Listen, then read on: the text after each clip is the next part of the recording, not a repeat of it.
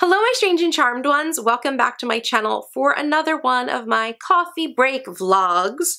I am actually bulk filming some videos, so if I'm wearing the exact same outfit and the exact same makeup as last week's coffee break video, it's because I'm filming these on the same day so I can get a little bit ahead on my videos so that I don't have that problem I had a few weeks ago where I basically got knocked out because I was so exhausted and didn't film a video on a Wednesday. So I want to make sure I've got content for you guys, and I have so much content I need to make for you guys because you guys have been awesome and been leaving me so many great questions. I just want to make all the videos for you that I can. So today we're doing another blogging Q&A. I get so many questions from you guys about getting started with blogging, and I got even more after my first social media blogging YouTube getting started Q&A video.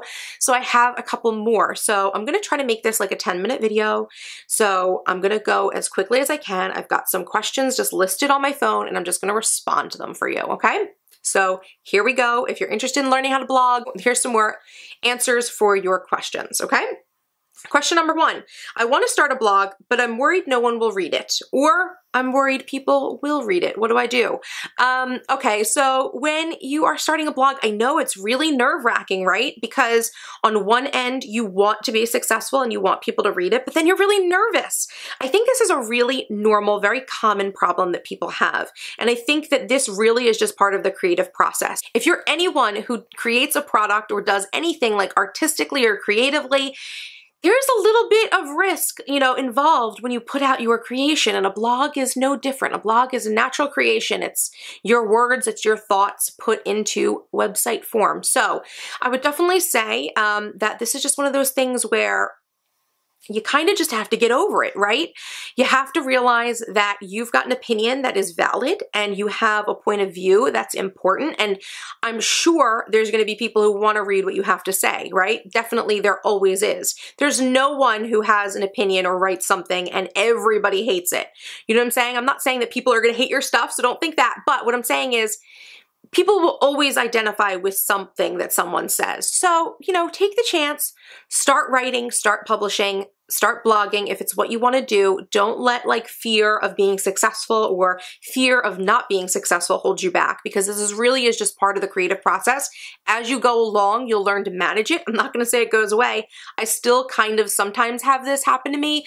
I'll say that I'm much better with it, especially with my blog. I'm pretty, confident in my blogging content, but there's every once in a while I'll make something and not be sure if you guys like it. I'll make a video and think, wait, are they going to like this video? I'm not sure. You know what I mean? It's just part of being creative. So definitely try to just manage that for yourself, work through it, and get the blogging done. Question number 2, do I need to post daily? Nope, you don't need to post on your blog daily. You can if you want to. I always suggest for people to post 3 days a week because according to SEO, search engine optimization, the standards for SEO, if you update your site 3 days a week, you are ranked amongst the highest websites in Google's perspective. So if you want to post daily, you absolutely can. If you want to post twice a day, you can. If you want to post once a week, if that's all you can do it. But if you're looking for an optimal amount of time to post, 3 days a week is it. Should I be using all social media platforms? Absolutely not. I do not think everyone should be using all social media. Geez Louise, there's so many. How would you even learn how to manage all of that? What I will say is that as new social media comes up, definitely sign up for an account and learn about it and see if you like it, if it's something you think you want to use. You want to make sure that you're securing your name, your business name, your blog name, or whatnot across all social media platforms. So that's just a best practice for someone who works online. But don't feel like you have to use everything. Just use what you're comfortable using. I actually have a rule of thumb that you start with 3. Start with 3 different platforms. So for me, personally, if you'd like to know, my platforms are my blog, YouTube, and Instagram. Those are the three that I'm the most active on. And you can tell like I'm most active and most into those because my subscriber counts in all three of those areas, or my visitor counts or whatnot, are all very high. So I'm putting a lot of energy there, and the people who are coming to my channel and to my blog and to my Instagram account obviously see that time and effort that I'm putting into it, and they appreciate it. So they follow or subscribe. So that is my suggestion. Don't do everything, but just do a few things that you're comfortable doing. Next question, what is the best blogging platform to use? I've answered this a few different times, but I will say it again. I believe the best blogging platform to use is WordPress, self-hosted WordPress, which would mean that you would purchase a domain name, a URL. So for like mine is www.strangecharm.com, and I have hosting for that over on a site called Bluehost. And I basically built my website myself from WordPress, which it isn't really that hard. I know a lot of people kind of get a little anxiety about building their own sites, but really it isn't really that hard. If you've been on the internet for a while, like I have, you know, you can find really easy tutorials and things like that. And those are the sorts of things that I actually share with people who are on empire building. So if you are having questions about this and you're like, I really want someone's help, think about signing up for empire building, because definitely I'll be able to help you with this one-on-one, either through the group coaching or through our one-on-one coaching. So I'll leave a link down below in the description box for that, but just something to keep in mind. So yeah, I definitely think self-hosted WordPress is the best way to go. Another way that is getting really popular right now is Squarespace, but I'll be really honest with you guys, I'm not so convinced that it's the best for SEO. And I know everything that I say, you just have to understand, take it with a grain of salt. There are always going to be people who have the opposite opinion of me. But just from what I've seen and what I've read, I think that WordPress self-hosted is the best way to go for a blogger. Next question is, do I need to attend blogging conferences to be successful? No. You don't have to be at all. I know there's a lot of them out there. I have participated in some in the past, but definitely not something you need to do. So don't feel like you need to spend a lot of money like going to conferences and, you know, purchasing all different products to become a blogger. You absolutely don't. Even my empire building program, you don't need it. I obviously did it without it.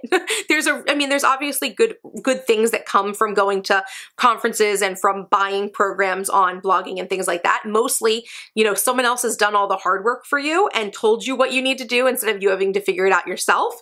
But you definitely don't have to invest in those sorts of things if you don't have the money. I'm a big believer in using what you have and doing what you have. You definitely don't need to stretch your pocketbook thin trying to be a blogger.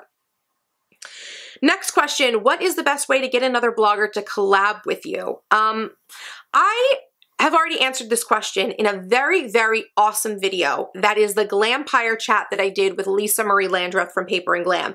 So instead of answering it in this video, I'm actually going to send you guys to that video. If you guys have more questions on blogging, check out that video if you haven't.